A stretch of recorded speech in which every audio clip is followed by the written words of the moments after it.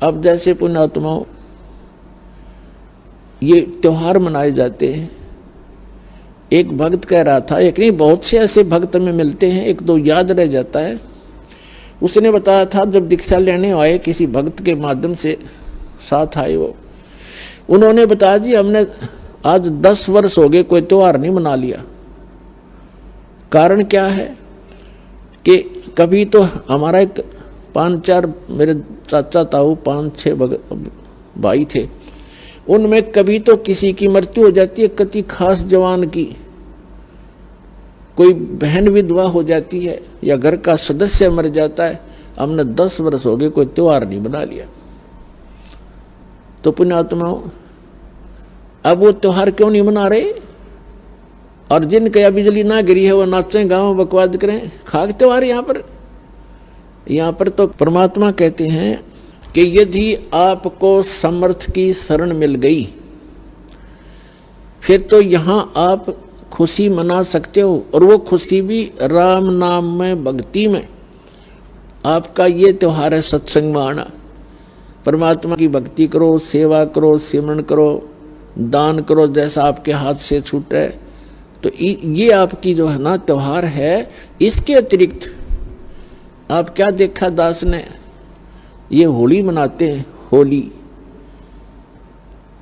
जब से हमें ज्ञान हुआ है हमारे बच्चे भी नहीं करते, छोटे छोटे बच्चे भी अपने घरों में रहते हैं, उस दिन बाहर नहीं निकलते, क्योंकि समाज में ये ज्यादा परंपरा प्रचलित है।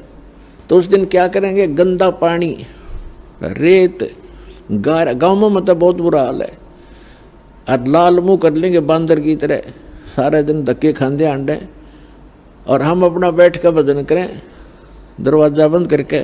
जैसे अब ये आएगी क्या नाम, पूर्णमासी, रक्षाबंधन कहते हैं, सारी उल्टी परंपरा काल की।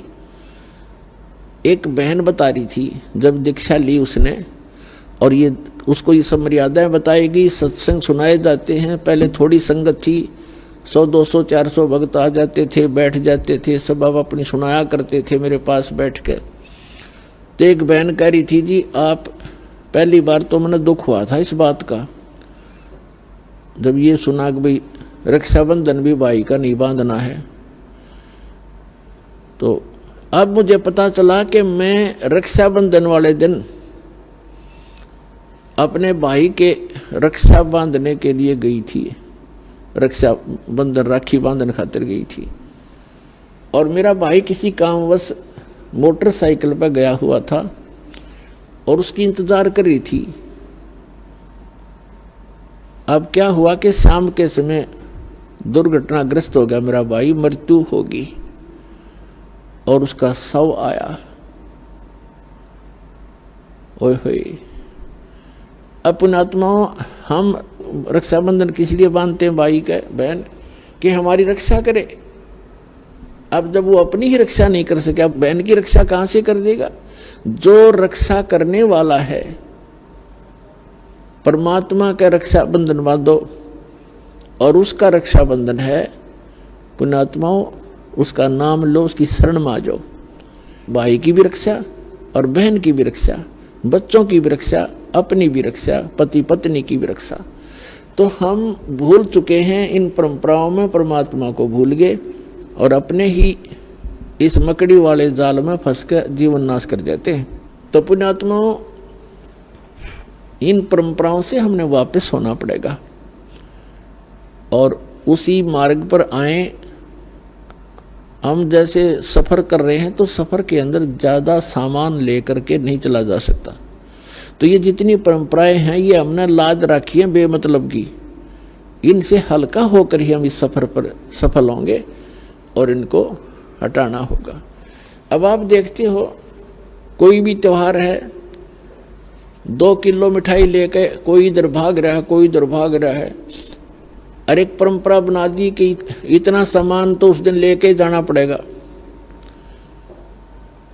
वो मिठाई, वो घेवर जो भी ले जाते हैं वो कैसा बनता है, इतनी जनता को एकदम कहाँ से लाएंगे, वो इतना खोआ मावा बना करके, सारा डुप्लीकेट माल, अड़ंगा खाना। तो पुण्यात्माओं पहले तो इस लोक में ये खुशी मनाने का स्थान नहीं है। हाँ, परमात्मा कहते हैं समर्थ का शरणा गहो रंग होरी हो, फिर कदे न हो एकाज राम रंग होरी हो। समर्थ की शरण गहो, समर्थ का शरणा गहो रंग होरी हो। आपके होरी माने खुशी। आपके घर में अगर खुशी मनानी है तो समर्थ की शरण में आ जाओ, आपका रोज होरी रहेगी। ये सत्संग में आना, ये आपकी होली है, यही आपकी दीपावली है और यही आपके सारे त्योहार हैं। कहते समर्थ का शरणा गहो रंग होरी हो, फिर कभू ना हो अकाज, कोई आपका बुरा नहीं होगा। राम रंग होरी हो, राम के नाम की या खुशी बनाओ। फिर तो इस प्रकार हमने इन अपनी मर्यादाओं को भी सीमित करना है और भक्ति तभी हमारी सफल होगी।